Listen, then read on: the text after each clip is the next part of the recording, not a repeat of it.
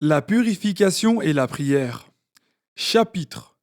Parmi les obligations, il y a donc 5 prières réparties entre le jour et la nuit. Le Zohr.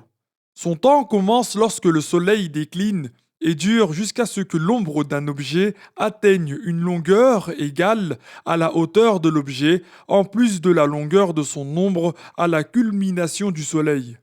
Le Asr. Son temps commence après le temps du Zuhr et dure jusqu'à la disparition du soleil. Le Maghrib. Son temps commence après la disparition du soleil et dure jusqu'à la disparition de la lueur rouge. Le Isha. Son temps commence après le temps du Maghrib et dure jusqu'à l'apparition de l'aube véritable. Le Subh. Son temps commence après le temps du Isha et dure jusqu'à la levée du soleil. Il est donc un devoir d'accomplir ces obligations dans leur temps pour tout musulman pubère, saint d'esprit et pur, c'est-à-dire hormis les femmes ayant leurs règles ou leur lochi. Par conséquent, il est interdit de les anticiper ou de les retarder sans excuse. Si un empêchement comme les menstrues survient alors qu'il s'est écoulé du temps de la prière, un temps suffisant pour l'accomplir, plus un temps suffisant pour la purification en cas d'incontinence ou ce qui est de cet ordre, cette prière devra être rattrapée. Si l'empêchement s'achève alors qu'il reste encore du temps de la prière, la durée d'une takbir, la prière devra être accomplie, ainsi que celle qui la précède si elle se rassemble avec elle. Ainsi, il est un devoir d'accomplir le Asr avec le Zuhr. Si l'empêchement s'achève alors qu'il reste la durée d'une takbir avant le coucher du soleil, et le Isha avec le Maghrib, si la fin de l'empêchement précède l'aube véritable de la durée d'une takbir. Chapitre. Il est un devoir pour le tuteur du garçon et de la fille capable de discernement de leur ordonner d'accomplir la prière et de leur enseigner ses règles à partir de l'âge de 7 ans lunaire. Il en est de même pour le jeûne qu'ils peuvent supporter. Il lui est aussi un devoir de leur enseigner des sujets de la croyance et des jugements, qu'il est un devoir de faire ceci et qu'il est interdit de faire cela, ainsi que le caractère méritoire du siwak et de la prière en assemblée. D'autre part, il est obligatoire pour tout musulman d'ordonner à sa famille d'accomplir la prière, ainsi qu'à toute autre personne s'il en est capable. Chapitre. Parmi les conditions de validité de la prière, il y a le wudu, dont les obligations sont au nombre de 6. La première, l'intention de se purifier pour la prière, ou une autre attention parmi celles qui sont valables lors du lavage du visage, c'est-à-dire simultanément avec son lavage selon Ash-Shafi'i. L'intention est suffisante si elle était présente peu de temps avant le lavage du visage selon Malik.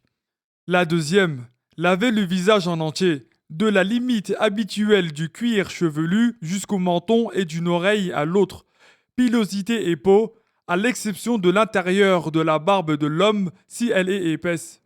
La troisième, laver les mains jusqu'au coude compris, ainsi que ce qu'il y a dessus. La quatrième, passer les mains mouillées sur la tête ou une partie de la tête, ne serait-ce que sur un cheveu dans la limite du crâne. La cinquième, laver les pieds, chevilles comprises, ou bien passer la main mouillée sur les roufs lorsque les conditions requises sont remplies. La sixième, observer cet ordre-là. Chapitre. Annule le wudu. Tout ce qui sort des orifices inférieurs, sauf le menil. Toucher le sexe ou l'anus humain avec le plat de la main sans intermédiaire. Le contact peau contre peau avec une ajnabiyya. La perte de discernement, mais pas le sommeil en étant assis bien calé sur son postérieur. Chapitre.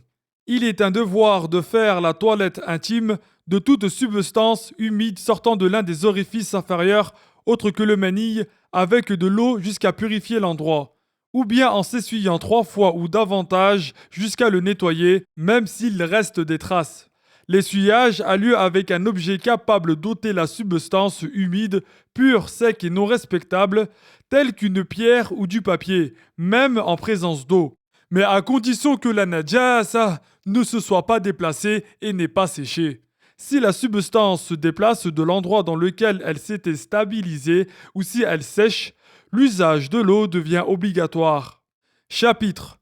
Parmi les conditions de la prière, il y a la purification du grand hadith, par le ghusl, ou bien par le tayammum si on est dans l'incapacité de faire le ghusl.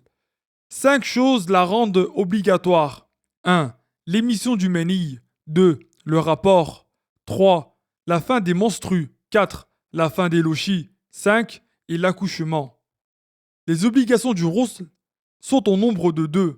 1. L'intention de lever le grand hadeth, ou une intention analogue. 2. Et de répandre de l'eau sur tout le corps, peau, cheveux et poils, même s'ils sont épais. Chapitre. Les conditions de la purification sont 1. L'islam.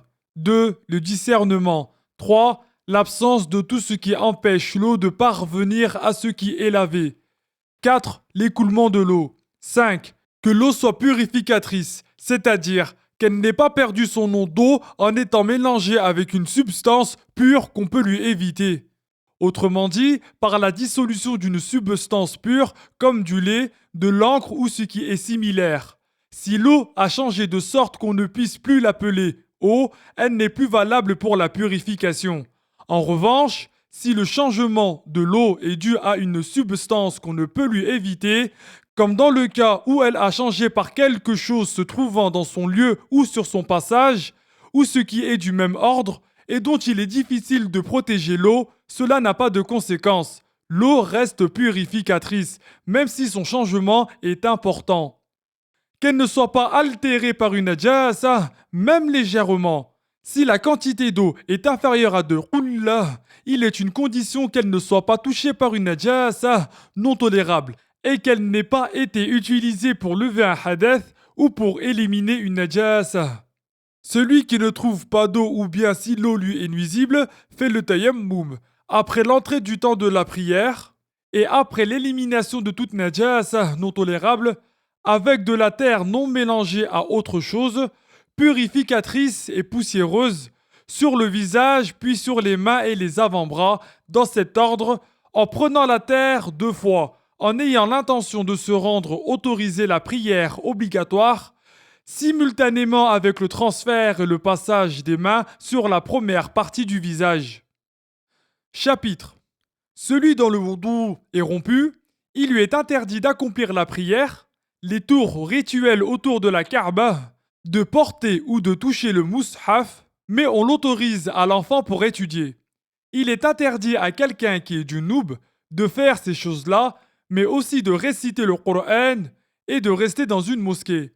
Il est interdit à une femme qui a ses menstrues ou ses lochis, ces choses-là, mais aussi de jeûner avant l'interruption du saignement et de permettre à son mari de jouir de la zone comprise entre le nombril et les genoux avant le ghusl. Il a été dit qu'il n'est interdit que le rapport. Chapitre. Parmi les conditions de la prière, il y a d'être pur des najasa. 1. Sur le corps. 2. Les vêtements. 3. L'emplacement. 4. Et ce que l'on a sur soi, comme un flacon qu'on porterait dans la poche.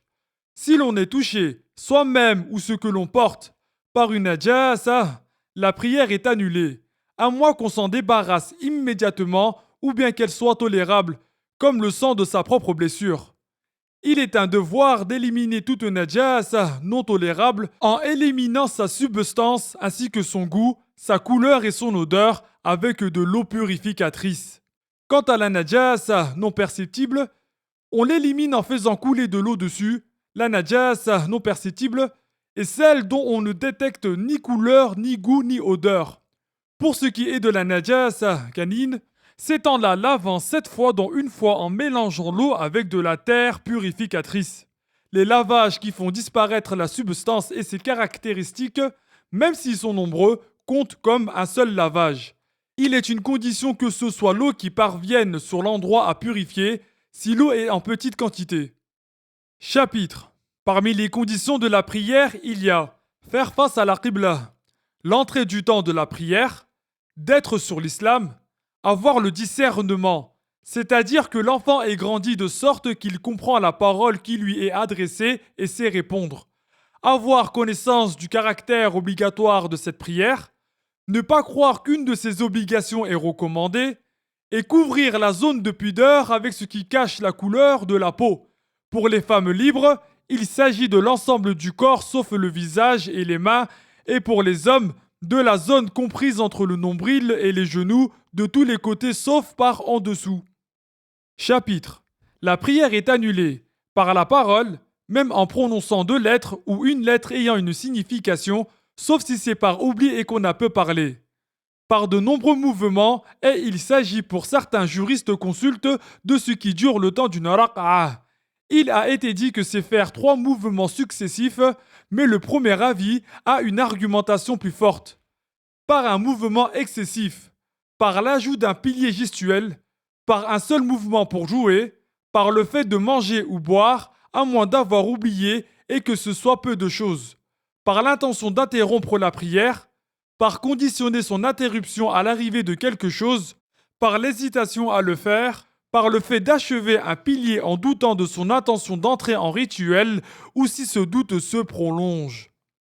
Chapitre. Il est une condition, en plus de ce qui précède, pour que sa prière soit récompensée par Allah subhanahu wa ta'ala, qu'il vise par elle l'agrément de Allah lui seul, que sa nourriture, ses vêtements et son lieu de prière soient licites, et qu'il ait aussi dans le cœur le khushu' envers Allah, ne serait-ce qu'un instant dans la prière. Si cela n'est donc pas réalisé, la prière est valable mais sans récompense. Chapitre. Les piliers de la prière sont au nombre de 17. Le premier, avoir l'intention dans le cœur d'accomplir l'acte, en précisant la prière qui a une cause ou un temps particulier. On met l'intention d'accomplir une obligation si c'est pour une prière obligatoire. Le deuxième, dire de façon à s'entendre soi-même, comme pour tout pilier oral, Allahu Akbar. Le troisième, se tenir debout dans la prière obligatoire pour celui qui le peut. Le quatrième, réciter la Fatiha avec la Basmala et avec les lettres doublées. Il est une condition de réciter les ayahs de manière successive et dans l'ordre, de prononcer les lettres à partir de leur point d'articulation et d'éviter toute erreur qui altère le sens. Comme le fait de prononcer la lettre Ta de An'amta avec le son OU. Une erreur de récitation qui ne porte pas atteinte au sens est interdite, mais n'annule pas la prière. Le cinquième, s'incliner, c'est-à-dire se courber en avant de sorte que les paumes des mains atteignent les genoux. Le sixième, la quiétude dans l'inclination de la durée de la parole Subhanallah, c'est-à-dire l'immobilisation de tous les os à leur place simultanément. Le septième, se redresser en se remettant debout après l'inclination. Le huitième, la quiétude dans cette position. Le neuvième, se prosterner 2 fois, en posant sur l'emplacement de sa prière tout ou partie de son front découvert en s'appuyant dessus, en ayant le bassin surélevé par rapport au haut du corps, et en posant une partie des genoux, du plat des mains et du plat des orteils. Certains savants en dehors du madhab de l'imam Ash-Shafi'i ont dit que la surélévation du bassin par rapport au haut du corps n'est pas une condition de validité de la prosternation. Si la tête est plus élevée que le postérieur, la prière restera valable selon eux. Le dixième, la quiétude dans les 2 prosternations. Le 11e, s'asseoir entre les 2 prosternations. Le 12e, la quiétude dans cette position. Le 13e, s'asseoir pour réciter le dernier tashahhud et ce qui le suit, à savoir l'invocation en faveur du prophète, puis de passer le salam. Le 14e, réciter le dernier tashahhud en disant At-tahiyyatul mubarakatus salawatul tayyibatu lillah. Assalamu alayka ayyuhan nabiyyu wa rahmatullahi wa barakatuh. Assalamu alayna wa ala ibadillahi as-salihin. Ashhadu an la ilaha illallah. وأشهد أن محمدا رسول الله.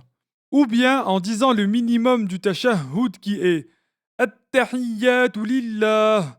Salamun alayka ayyuhan nabiyyu wa rahmatullahi wa barakatuh. Salamun alayna wa ala ibadillahi as-salihin. Ashhadu an la ilaha illallah wa anna Muhammadan rasulullah. Le 15e, invoquer Dieu en faveur du prophète, sallallahu alayhi wa sallam en disant au minimum Allahumma salli ala Muhammad, ce qui signifie ô Allah, honore et élève davantage en degré Muhammad. Le 16e, passer le salam, dont le minimum est de dire Assalamu alaykum. Le 17e, respecter cet ordre-là, de sorte que si on l'abandonnait délibérément, par exemple en se prosternant avant de s'incliner, la prière serait annulée. Mais si on l'abandonne par oubli, que l'on revienne alors au pilier omis pour l'accomplir. Sauf dans le cas où l'on est parvenu au pilier semblable ou plus avancé encore, la raq'a est ainsi complétée et tout ce qui a été fait par oubli n'est pas pris en compte. Par conséquent, si on ne se rappelle avoir omis l'inclination qu'après s'être incliné, ou dans la position debout qui vient ensuite, ou dans la prosternation qui vient ensuite, ce qui a été fait entre l'inclination omise et l'inclination de la raq'a suivante n'est pas pris en compte. Chapitre. Accomplir la prière en assemblée est une obligation d'ordre communautaire pour les hommes, libres, résidents, pubères et qui n'ont pas d'excuses pour s'en abstenir.